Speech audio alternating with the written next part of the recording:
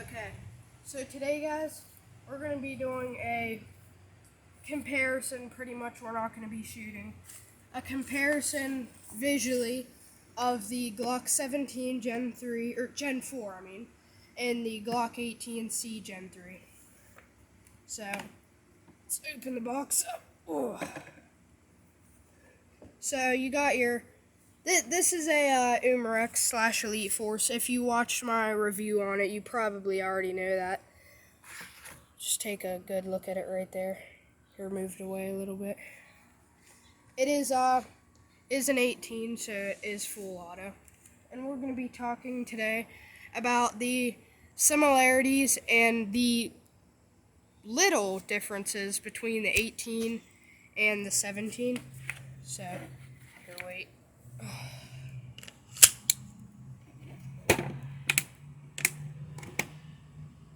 Okay, let me get the 17 out now. It has a 17-round magazine. This has a 50-round magazine. Comes with this one. It's not, you don't buy this extra.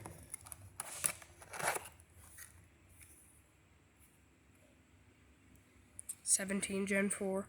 We did a review on this one too. We did the review of it with the 19 non-blowback. Okay, so we're just gonna go over, like I said already, the similarities and differences. So we'll start out with the frame. For one, the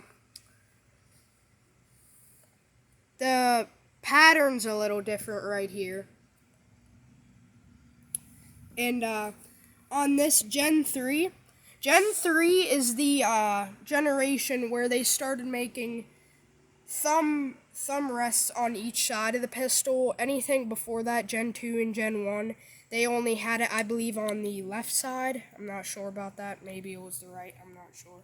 Probably the left, considering most people were right-handed.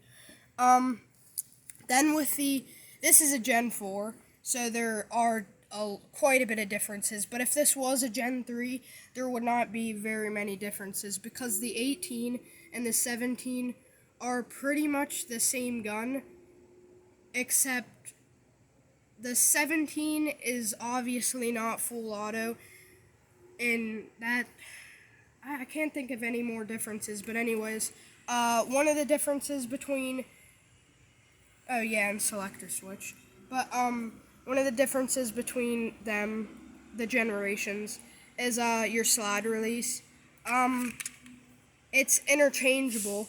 You may know, you may or may not know that Generation 5 has ambidextrous slide release and mag releases, but this does not have ambidextrous slide release. It's always on the left side of the gun if it's a Generation 4, and if it's a Generation 4 also, it'll have interchangeable, so you can swap this side for this side. But if it's a Generation 5, then it's going to be on both sides. So that's a cool little thing right there. Feels really nice. Both are polymer frame, metal slide. Magazines are made out of metal too, I'm pretty sure. Or not. They're probably, the magazines of both of these guns are probably the heaviest part of the gun. Yeah, this magazine's about as heavy as the 17. And this magazine's heavier than the 18 because it's a huge magazine. But now let's go over the differences of just them in general, not generations. So, say this was a Gen 3, the differences would be full auto, but also this is an 18C, which means compensated in real life, which means it has gas ports right here, or not gas ports, just ports. That's the only difference between, visually, between the 18 and the 18C. But the 18C is compensated, the 18 is not compensated. Same story with the 17C and the 17, except the 17C's ports look a little different. It's like two rectangles right up here. on the real gun, they don't make an Airsoft 17C, I believe. Maybe they do. I'm not sure. But, wait 1 second. I believe Generation 3 is when they started making, the frame was further modified from the, original Gen 2/Gen 1. It's called the Universal Glock Rail, which is this right here. You can see it also has it on the Glock 17 because it's a Gen 4. So anything Gen 3 and up has the Universal Glock Rail.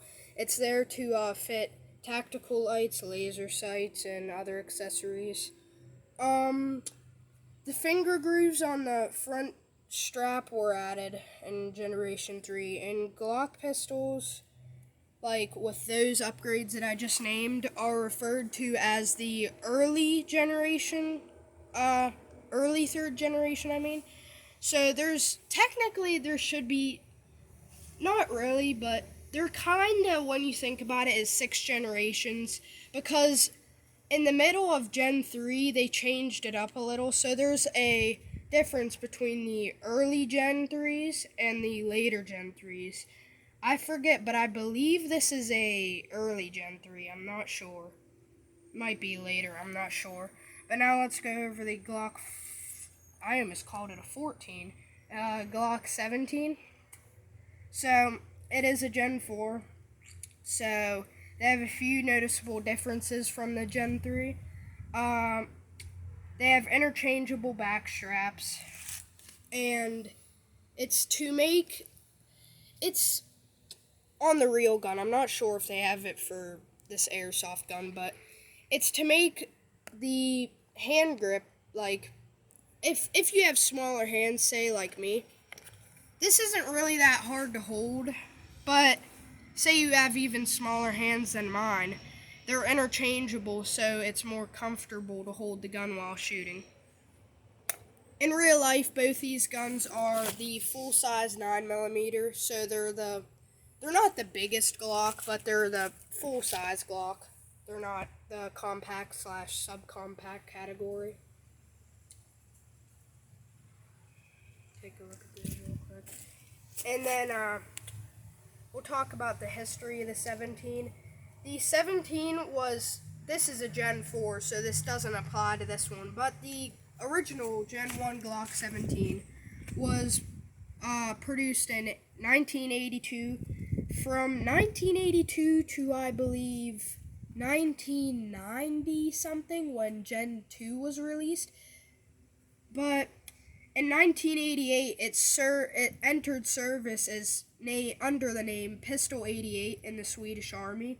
It was also used by the Norwegian Army and the Norwegian Police, so that's cool. I'm pretty sure the 18 was used by no police or army at all. I mean, I can kind of see why. It's not really a very practical gun. It's kind of just a gun to, I don't even know why it was made. I mean, it's cool, but now let's talk about the 18. The 18 is the only fully automatic Glock, and it has interchangeable, the real one, not talking about this one, the Airsoft. It has interchangeable magazines. It can use 17 magazines, not the Airsoft one, apparently.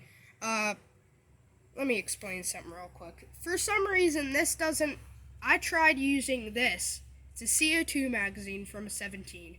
It should work in this, but this is a gas. But it should, I don't know how to explain it. This should fit, but it doesn't. So you might need to get a 17 gas magazine for it to fit in this, but I'm not sure, so don't take my word for it.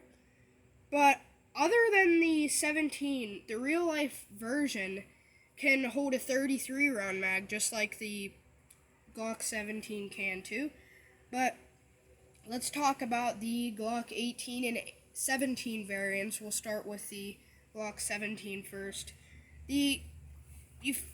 I talked about this earlier. You got the 17C, which is just a compensated version. That's what C stands for. Then you got a 17L. The 17L, this isn't it, but the 17L is a competitive version. It has a longer barrel and ported barrels to combat muzzle flip. Since the 17L has been like replaced by the 34/35, it is used it's produced sometimes, but it's very rarely, I believe. And it was used at least by anti-terrorist rescue, units. And we'll go over to the next models for the 17. If you live in Australia, you might have heard of the Glock 17A. It's a Glock 17 made for the Australian market. The reason it was made is to meet local laws regarding barrel lengths. The only differences from the Glock 17 and the 17A is the 17 has a 120 millimeter long barrel, which I believe is a little bit longer than this. I'm not sure. And it's only capable of holding 10 rounds instead of 17. Now we'll go on to the last 17 model, which is the 17 Pro. This is a kind of rare variant. It was produced for the Finnish. It has it's probably the most, I don't know how to explain it. It comes with Glock factory titanium sights, a Glock factory threaded barrel, factory marine spring cups, factory modified magazine release, extended slide release that comes with the newer models, but at the time it did not. It also comes with an extended magazine that lets you hold at 19 instead of 17, so not that much more, but still. It comes with a Glock factory gun pouch and 3.5 pound connectors.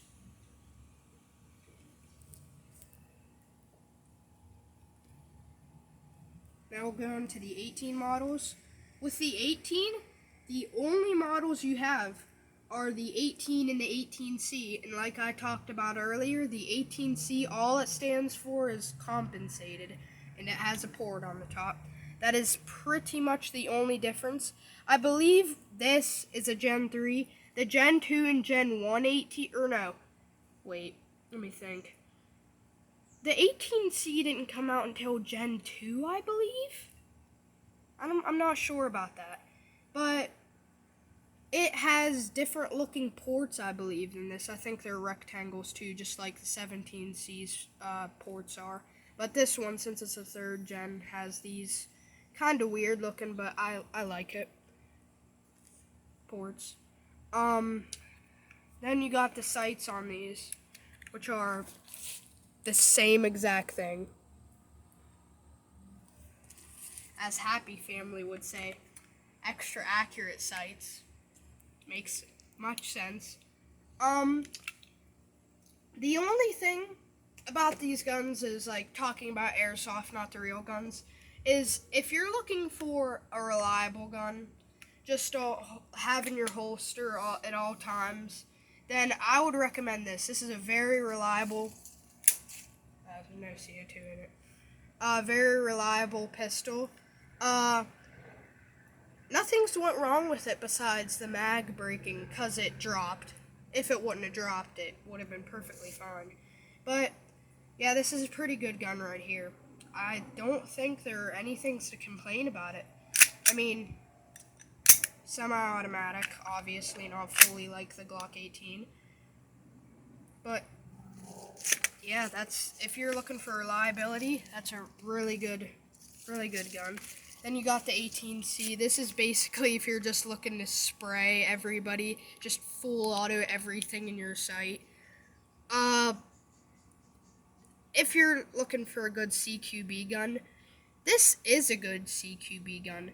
The only thing I do have to complain about this is, well, there's two things.